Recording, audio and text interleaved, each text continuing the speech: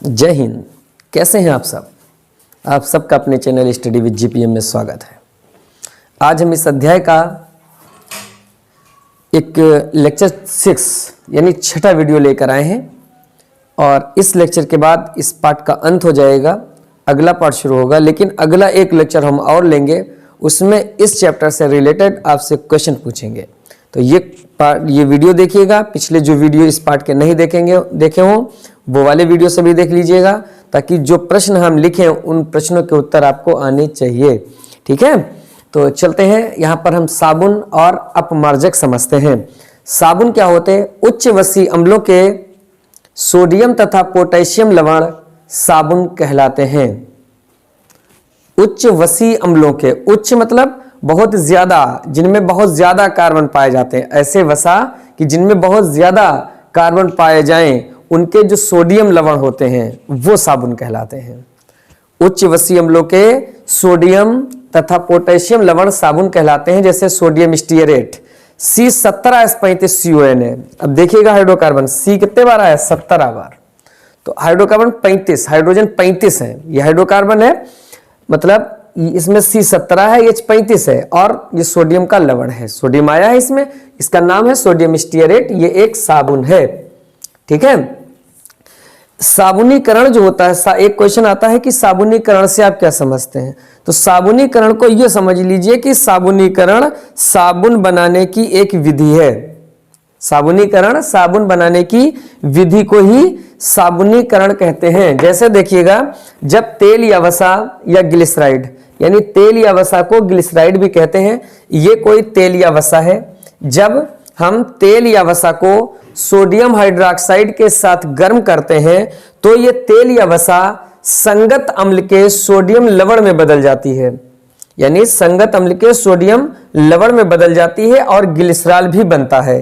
तो इस क्रिया को ही हम साबुनीकरण कहते हैं। कुल मिला के ये समझे कि तेल या वसा से साबुन का बनना, तेल या वसा से साबुन का बनना ही साबुनीकरण कहलाता है। तेल या वसा से साबुन का बनना ही साबुनीकरण कहलाता है। इसमें और कौन चीज बन जाती है? ग्लिसरॉल बन जाता है। ग्लिसरॉल का क्या अणुसूत्र होगा? ये CH2OH, CHOH, CH2H। साबुन C17H35CON है। इसका नाम क्या होता है? Sodium stearate. ये कौन चीज है? ये तेल या वसा है। CH2CO C17H35, CHCO C17H35, CH2CO C17H35। ये तेल या वसा, इसकी क्रिया जब NaOH से करा दी जाती है, मतलब क्षार से करा दी जाती है, तो क्या बन जाता है? ग्लिसरॉल बन जाता है और साबुन बन जाता है, और इस क्रिया को हम साबुनीकरण कहते हैं। तो तेल या वसा से साबुन का बनना और ग्लिसरॉल का बनना ही साबुनीकरण कहलाता है।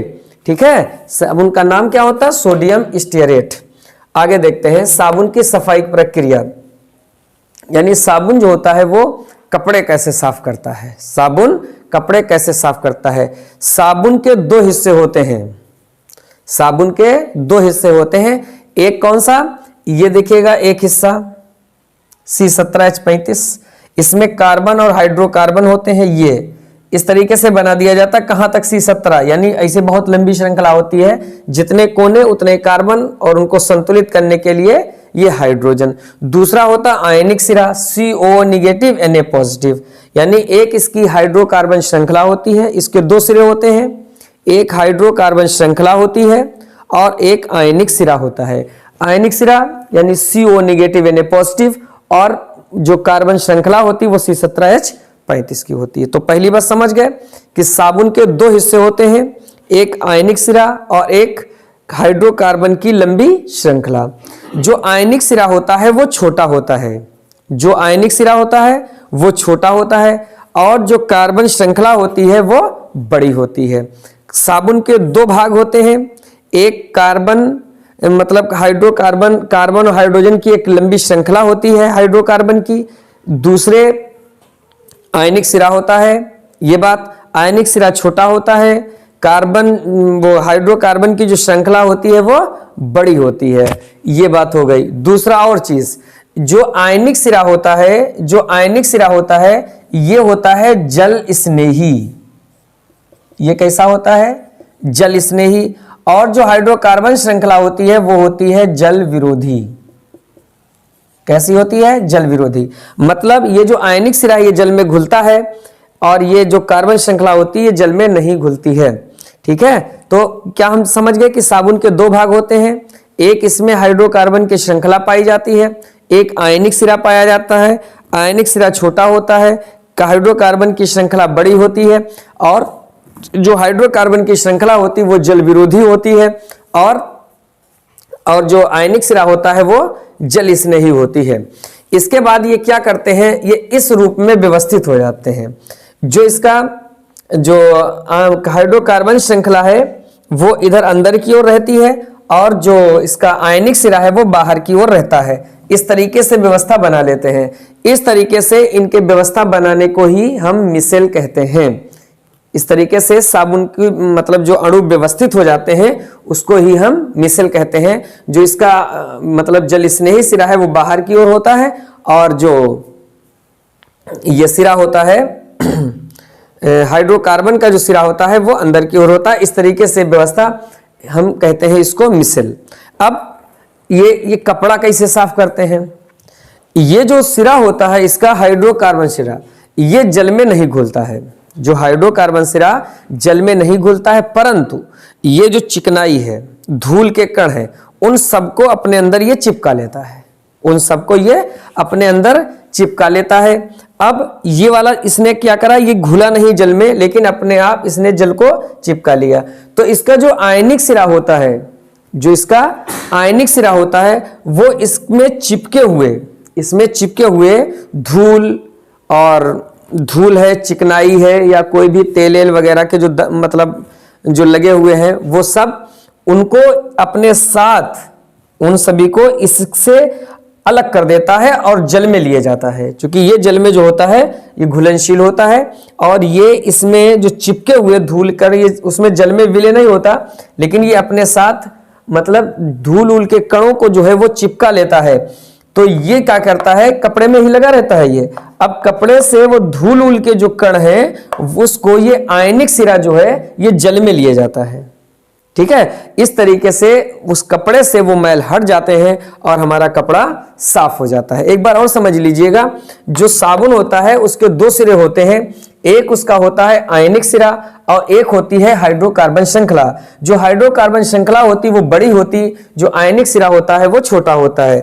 जो हाइड्रोकार्बन श्रृंखला होती है वो जल विरोधी होती है, और वो जो ये आयनिक सिरा होता है ये जल स्नेही होता है।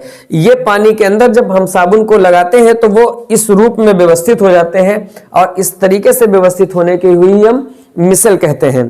ठीक है, मिसेल का निर्माण हो जाता है।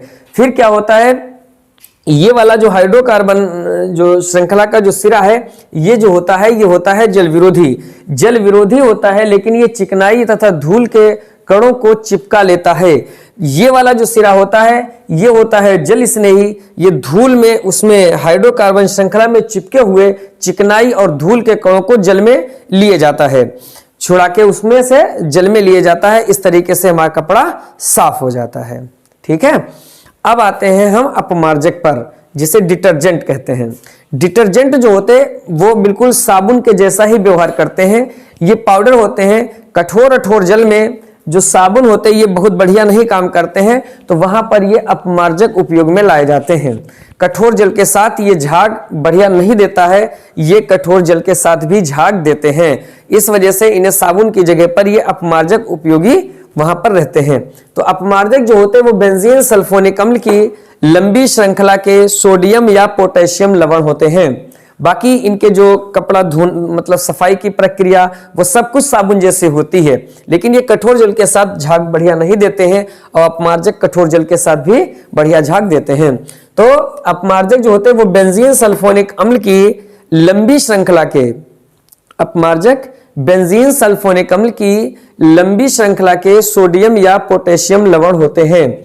अपमार्जक बेंजीन सल्फोनिक अम्ल की लंबी श्रृंखला के सोडियम या पोटेशियम लवण होते हैं, जैसे सोडियम एंड डोडेसिल सल्फेट।